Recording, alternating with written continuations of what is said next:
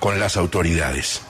El presidente del Congreso, el senador Roy Barreras, presentó oficialmente en las últimas horas la Fuerza de la Paz, su movimiento político, y se alborotó el avispero, el cotarro. Señor presidente del Congreso, muy buenos días, ¿cómo está? Muy buenos días, Gustavo, feliz amanecer, como dice usted, a su equipo, a los oyentes, a las oyentes, y a su hijo. Entiendo qué bello mensaje de amor que le ha enviado usted a sus 18 años. Yo tengo uno de 17, así que me preparo para eso también. Prepárese, que aquí lo espero, y aprovecho, como mucha gente lo sabe y es motivo de orgullo para usted, recordarles a los colombianos que usted se pagó parte de su carrera como médico precisamente siendo taxista, así que antes de entrar de lleno al tema político, quisiera su mensaje, senador, para los taxistas de todo el país. Así es, yo me pagué mi carrera en la Universidad Nacional como médico, trabajando como taxista en Bogotá, y le quiero decir que no han cambiado mucho las cosas en 30 años o más, en 40 años, porque la mayoría de los taxistas siguen saliendo cada día para ganarse el producido, que es lo que hay que entregar del dueño del taxi, la gasolina, el combustible, la lavada del vehículo, y lo que queda es para el taxista, porque no tienen seguridad social, muchos de ellos asegurada, y no tienen condiciones de trabajo digno. Y hay también cierto monopolio, ¿no? Hay compradores masivos de taxis que tienen 10, 20, 30, 50 y tercerizan o contratan a otros para que se los manejen sin garantizarles condiciones laborales. Es un tema complejo, y es un tema complejo frente a las plataformas digitales, en las que algunos taxistas ya incursionan con éxito, pero otros todavía no incursionan en ellas. Y en el mundo entero pues hay que coexistir en alguna forma de acuerdo entre la tecnología, que no se puede eliminar por un decreto, el avance de la modernidad no se puede detener, y las condiciones de garantías laborales para los taxistas. Ojalá avance en paz esta jornada. Los bloqueos no son buenos de ninguna manera. Uno entiende las condiciones de la protesta, pero el bloqueo implica bloquear a otros ciudadanos que también tienen derechos, que tienen que ir a su trabajo, que tienen que ir al hospital, que tienen que ir al aeropuerto. Y por supuesto lo que hacen es generar un rechazo de la ciudadanía a quien bloquea. Ojalá haya protesta pacífica en general en Colombia, sin bloqueo. El bloqueo afecta el derecho de los demás. Senador Roy Barreras, el acto de presentación ayer de su movimiento político fue su anuncio de independencia del pacto histórico. No, todo lo contrario. Es que la Fuerza de la Paz es fundadora del pacto histórico. Se olvida, como hay una gran presencia de ese liderazgo portentoso, Gustavo Petro, que es un liderazgo inédito. O sea, Gustavo Petro, además de ser un líder carismático, de ser el presidente de la República, el jefe del Estado, es también la encarnación del justo reclamo popular. Millones de colombianos que se identifican, se encarnan en Gustavo Petro, y por eso él tiene esa pulsión, ese deseo de que Colombia sea un país más justo, y eso se traduce en las reformas sociales que no podemos defraudar, que hay que aprobar. Pero esa fuerza portentosa de Petro a veces hace que se olvide que la coalición es una coalición de centro-izquierda. El presidente Petro recorrió el país con nosotros alzando las banderas liberales, y habló de Galán, de Gaitán, de López Pumarejo, de Carlos Lleras, de Uribe. Es decir, quienes tenemos origen liberal también ganamos la presidencia de la República con él, afortunadamente.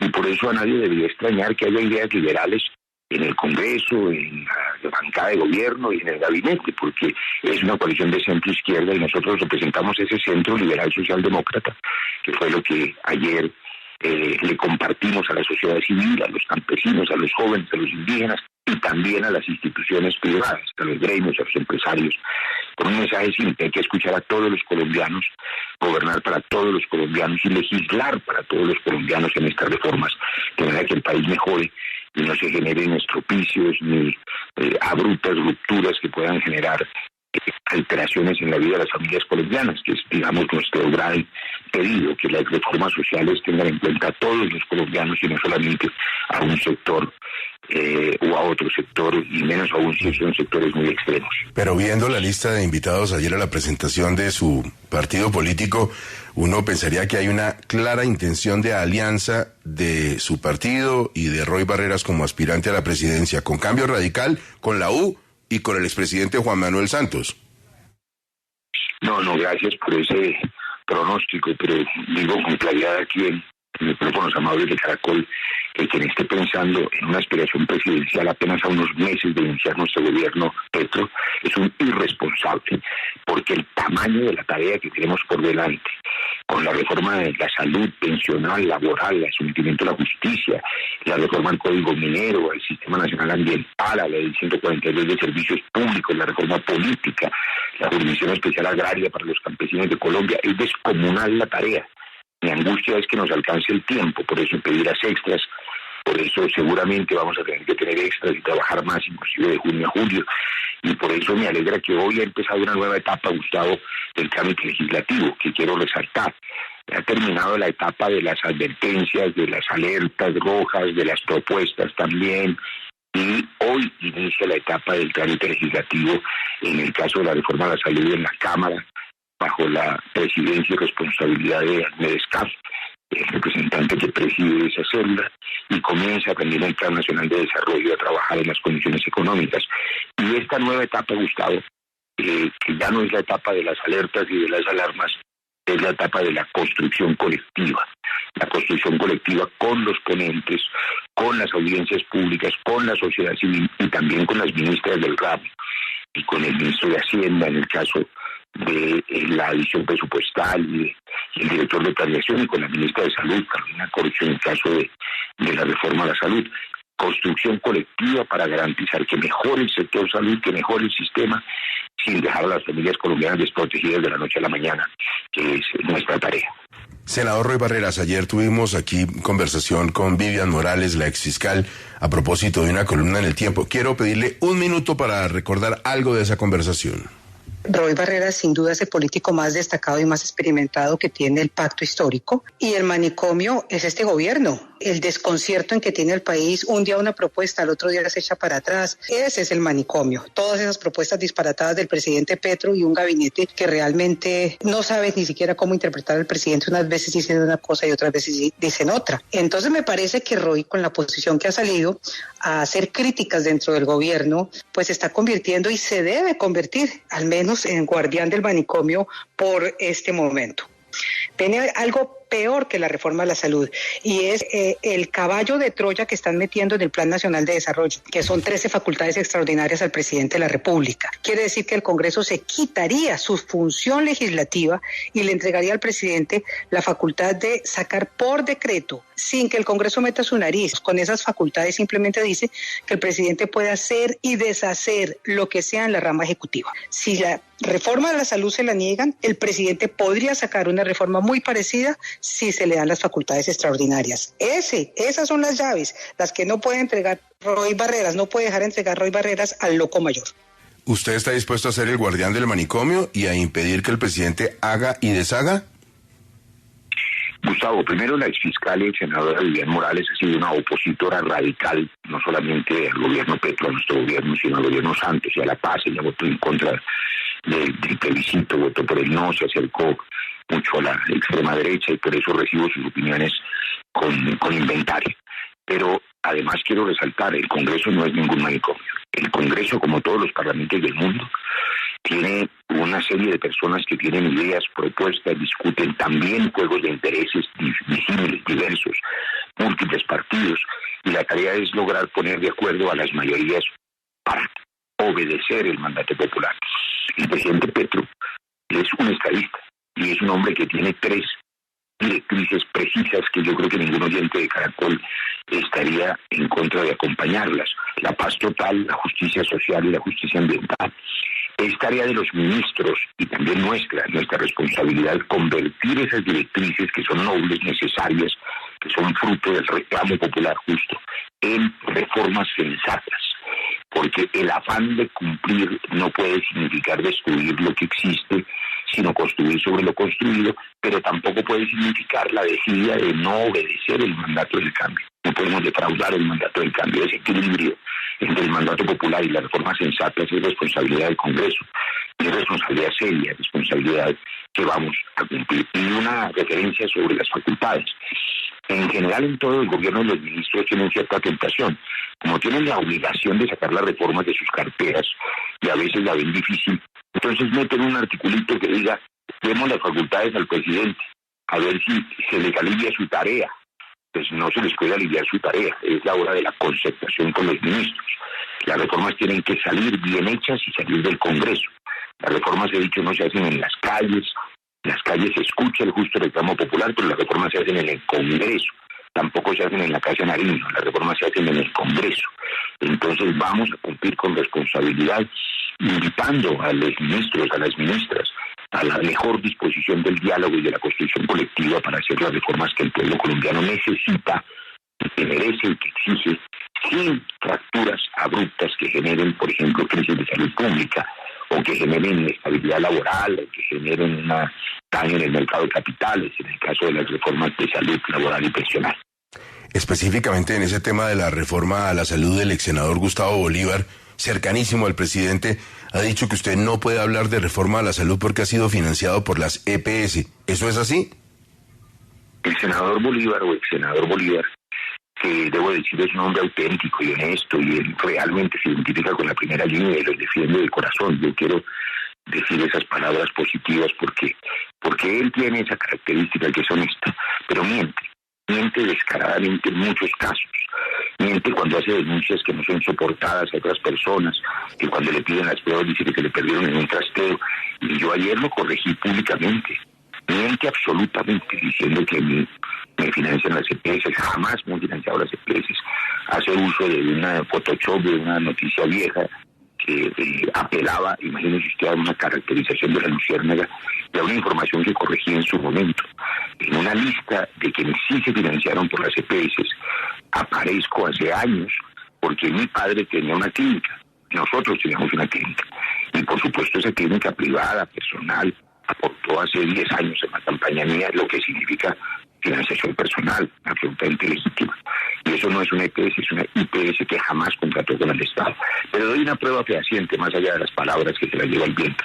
Hace 7 años, antes que la ministra Corte, está escrito en la Ley Estatutaria de Salud de la que soy autor, fui yo quien propuso que las EPS desaparecieran como existen hoy y se les quitara la posición dominante, la integración vertical, de que muchas EPS han abusado sobre los trabajadores de la salud, sobre los pacientes, dilatando las citas, y hoy sigo pensando en lo mismo. La integración vertical y la posición dominante es quizá uno de los factores que hay que corregir, lo que no significa, Gustavo, que destruyamos 30 años de experiencia en la formación de sistemas de calidad, de auditoría, de administración de las redes de salud, de seguimiento a los pacientes. En Caracol nos escuchan seguramente muchos de los 3 millones de hipertensos, o 3 millones y medio de diabéticos, o 800.000 pacientes con insuficiencia renal. Estamos hablando de 7, 8 millones de colombianos, o sea, familias colombianas que necesitan tener la seguridad de que les siguen controlando su enfermedad y no que de la noche a la mañana desaparecen las EPS, desaparece el sistema de aseguramiento, ellos tienen que ir a la esquina a buscar al alcalde o a algún centro de salud que aún no hemos construido a ver quién le da los medicamentos o quién le hace la diálisis. No, nosotros tenemos que garantizar que el sistema continúe operando para que no se genere una crisis de salud pública, con un capítulo de transición que permita que la administración del sistema y el aseguramiento sea mixto, pero que no haya posición dominante en la integración vertical de yo me contrato con yo mismo, que es lo que han hecho las EPS durante estos años. Esa es una de las cosas que hay que corregir. En lo demás estamos de acuerdo, la prevención por encima de la cura, la estrategia de atención primaria en salud, la construcción de puestos de salud, la recuperación de los hospitales públicos, la formalización de los trabajadores de la salud, que es, digamos, las líneas rojas del presidente, inclusive el pago directo, para que el dinero de los colombianos no sea intermediado por lo público, pero sí sea auditado por los expertos. Esos son temas que trabajaremos a partir de hoy y que seguramente serán responsabilidad, reitero, de los ponentes que determine el señor presidente de la Comisión Séptima de la Cámara, el doctor Aymar Escafa. Doctor Roy Barreras, usted ha mostrado sus reparos a esta reforma a la salud. El Partido Liberal anunció ya que no va a apoyar esta reforma a la salud. ¿Se va a hundir esta reforma en el Congreso? Le agradezco por esa pregunta. Grave error y equivocación cometen quienes le apuestan a que se hundan las reformas, lo que fracasa el gobierno Petro. Nosotros tenemos que entender que no ahora, ni solo en Colombia, durante 40 años, el sistema económico generó crecimiento de las empresas y crecimiento de los países en el PIB, pero generó una estela enorme de millones y millones de colombianos y de ciudadanos del mundo empobrecidos, también en España, en Estados Unidos, en Francia. Tuvimos una gran insensibilidad del crecimiento económico desbocado sin la sensibilidad humana, sin la sensibilidad social. Cuando llegó la pandemia, eso se potenció por 1000. Y la gente salió del mundo a protestar y fue el estallido social, y eso es incontenible. Eso hay que canalizarlo y resolverlo con las reformas. La necesidad de que los 3 millones de colombianos que no tienen ni siquiera esperanza de pensión tengan un mínimo vital pensional. ¿Quién puede estar en contra de eso? Hay que hacer la reforma pensional. ¿Quién puede estar en contra de que millones de jóvenes no tengan ni estudio ni trabajo y terminen en el mercado de la violencia? Hay que salvarlos. Y eso implica una reforma laboral. ¿Quién puede estar en contra de que las citas médicas no se demoren 4 meses y 6 meses, sino que se hagan con mayor celeridad en un sistema que mejore? Nosotros tenemos la obligación de mejorar esas cosas. Es un mandato popular que invito a los partidos, y estoy muy agradecido con ellos, los partidos que se sumaron al cambio, los partidos aliados, a ir con orgullo a las elecciones de octubre con la bandera de haber aprobado las reformas y haberle dado a Colombia la noticia de que es un país más justo. Esa es la mejor bandera para que los partidos aliados y los partidos nuestros y el Pacto y el Partido Verde puedan ir con orgullo a las elecciones a decirle hemos cumplido al pueblo colombiano, y así será. Yo confío en que la coalición se mantenga, y por eso mi vocación y mi decisión en esta mezcla curiosa de legislativo con año electoral es que la coalición de gobierno se refleje en las regiones. No puede ocurrir que los partidos aliados sean nuestros amigos en el Congreso en Bogotá y nuestros enemigos en las regiones. Si son aliados para construir también en el poder regional gobiernos progresistas sintonizados con el mandato popular que encarna el presidente Petro, al que hay que apoyar, porque apoyarlo a él es apoyar las reformas sociales. Pero senador, es que en medio de todo esto usted empezaba diciendo que evidentemente el gabinete tiene también personas de un corte liberal como usted. Pero usted también ha dicho, hablando de la ministra de Salud, por ejemplo, que ella ha sido arrogante, activista y radical, y que pues usted está preocupado como médico con la manera como se ha presentado la reforma. Pero es que quien más ha apoyado a la ministra por encima de otras personas del gabinete que usted sabe que le han hecho recomendaciones al presidente, pues es el propio presidente, que incluso hace unas horas dijo en su cuenta de Twitter que la apoya plenamente. ¿Qué tendría que hacer el presidente, pues, para que la señora ministra oiga la diferencia? No, yo creo que el presidente ha cumplido con su tarea, ha cumplido con un mandato popular, ha presentado unas reformas, es lo que hacen los gobiernos. Es tarea de los ministros construirlas como reformas viables. El presidente no va a estar, no puede estar, ningún presidente está en los debates. Pero déjeme decirle algo, yo quiero volver a reiterar, valga la redundancia, que hoy termina una etapa, la etapa en que ha habido alertas, alarmas, líneas rojas también propuestas. Nosotros hoy tenemos en el Congreso varias reformas a la salud simultáneas. La reforma de la ministra Corcho, la reforma de los pacientes, las asociaciones de pacientes de Colombia presentaron su propia reforma. Y hay partidos que anuncian otras reformas. Pero esas reformas serán acumuladas para sacar una sola reforma a la salud que cumpla con 2 propósitos fundamentales. Que se recupere la estrategia de atención primaria, que se llama prevenir la enfermedad en las zonas rurales, en las zonas más aisladas, en La Guajira, en el Chocó Profundo, en Guainía, que son los sitios donde aún no llega el sistema, porque hay 48 millones de colombianos cubiertos, 48 millones que antes estaban desprotegidos, no tenían sino el seguro social, los trabajadores oficiales, y el seguro también se quebró. Pero hay un 2%, es un montón de miles de colombianos que no tienen ninguna protección. Llegar a ellos es una prioridad, y llegar a ellos de manera que los recursos del Estado sean responsabilidad del Estado y se paguen de manera directa a los prestadores sin intermediación.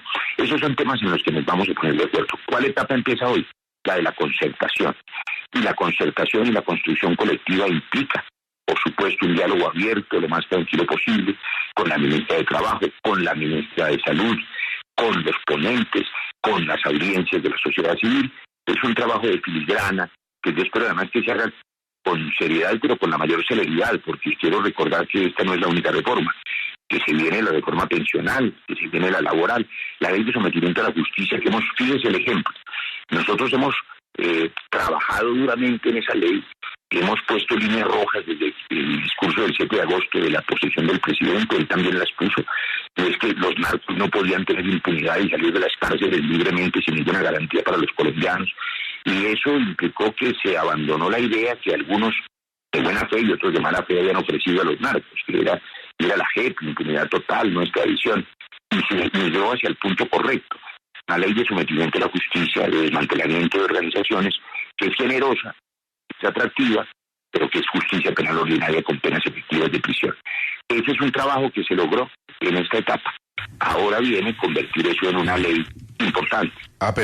Pero un momento, ¿usted piensa que el alto consejero se está equivocando? La ley y la propuesta está bien, pero el alto consejero se está saliendo del camino según la Fuerza de la Paz. No, yo no he dicho semejante cosa, Gustavo. He dicho que es un ejemplo de concertación. Que en septiembre se presentó la primera tesis, según la cual, coincidiendo meses después con lo que se llamó un cese de fuego multilateral, se tratara casi de que de la misma manera a las insurgencias y a las organizaciones criminales dedicadas al narcotráfico. Tanto así que se decretó cese de fuego con todos al tiempo, porque era inverificable. Y por supuesto era fruto de informaciones incompletas que le dieron al señor presidente.